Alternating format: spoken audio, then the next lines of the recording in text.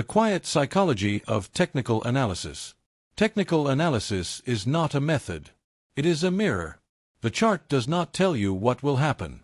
It reflects what has already happened and the way human beings responded to pressure, fear, hope, and desire. Those who look at the chart for certainty will find illusion. Those who look for evidence will begin to understand. Most failures in technical analysis do not come from a lack of knowledge, but from an excess of intention. The eye seeks direction before information has fully formed.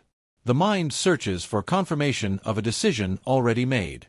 And so, before a single line is drawn, bias is already born. The first mistake of the analyst is identification. Identification with a position, with a scenario, with an opinion.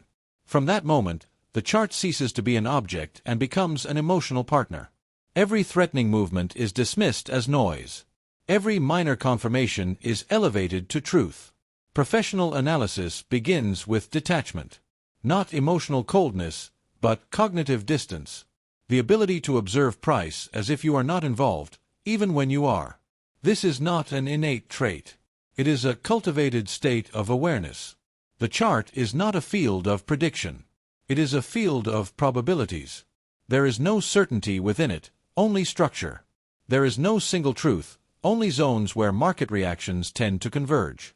The task of the analyst is not to choose a side, but to map pressure. Bullish and bearish forces are not bulls and bears. They are temporary imbalances between willingness to buy and willingness to sell. When the analyst stops asking, "Where is price going?" and starts asking, "Where is pressure accumulating?" he moves from speculation to reading. Early bias is born from the search for outcome. Objectivity is born from the search for conditions. Is price advancing efficiently or with effort? Is movement accompanied by expansion or contraction? Does a breakout generate continuation or emptiness? These are questions without emotion, and therefore without illusion. The professional analyst does not cling to his analysis. He abandons it the moment the structure changes. Not out of fear, but out of loyalty to reality. This discipline is higher than any strategy. Clean technical analysis does not seek to be right. It seeks to be aligned. Aligned with what the market is doing, not with what the ego wants to happen. And when the analyst stops fighting the chart and begins to listen to it, technical analysis ceases to be deceptive and becomes a quiet dialogue with a chaotic system. Not prophecy, not promise, only precise awareness of the moment. Closing guidance. Approaching technical analysis in its purest form.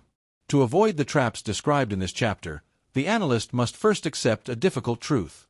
Clarity is not created by adding more tools, but by removing internal noise. Purity in technical analysis begins before the chart is even opened. It begins with the suspension of expectation. The analyst does not approach the market asking for direction, validation, or opportunity. He approaches it asking one question only: what is the market currently expressing? The first discipline is delay. Do not rush to interpret the initial impression.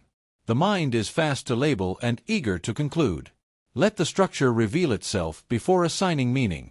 Precision emerges when observation precedes interpretation. The second discipline is conditional thinking. Never analyze in absolutes. Replace statements with relationships. Not "price will rise," but "if this structure holds, upward pressure remains dominant." This shift alone neutralizes most psychological bias. The third discipline is structural loyalty. Every analysis is temporary. The moment structure degrades, the analysis is no longer valid. A professional analyst does not defend his view. He abandons it without hesitation when the market withdraws its confirmation. The fourth discipline is context awareness. No price movement exists in isolation. Every pattern must be read within its time frame, its volatility regime, and its surrounding behavior. Purity comes from alignment, not from precision in isolation. The fifth discipline is emotional silence. Emotions are not enemies, but they are unreliable interpreters. Fear sharpens perception briefly, then distorts it. Confidence clarifies for a moment, then blinds. The analyst learns to notice emotion without allowing it to participate in decision-making. Finally, Accuracy is not achieved by being right more often, but by being wrong correctly. A clean analysis defines in advance where it fails. Loss of structure is not a mistake, it is information. The analyst who respects this does not accumulate damage. He accumulates insight. Pure technical analysis is not aggressive. It does not chase the market. It waits for alignment between structure, pressure, and context. When these converge, action becomes obvious and almost effortless. This is the highest form of analysis. Not prediction, not control, but disciplined observation of a system in motion. And in that discipline, accuracy becomes a byproduct, not a goal.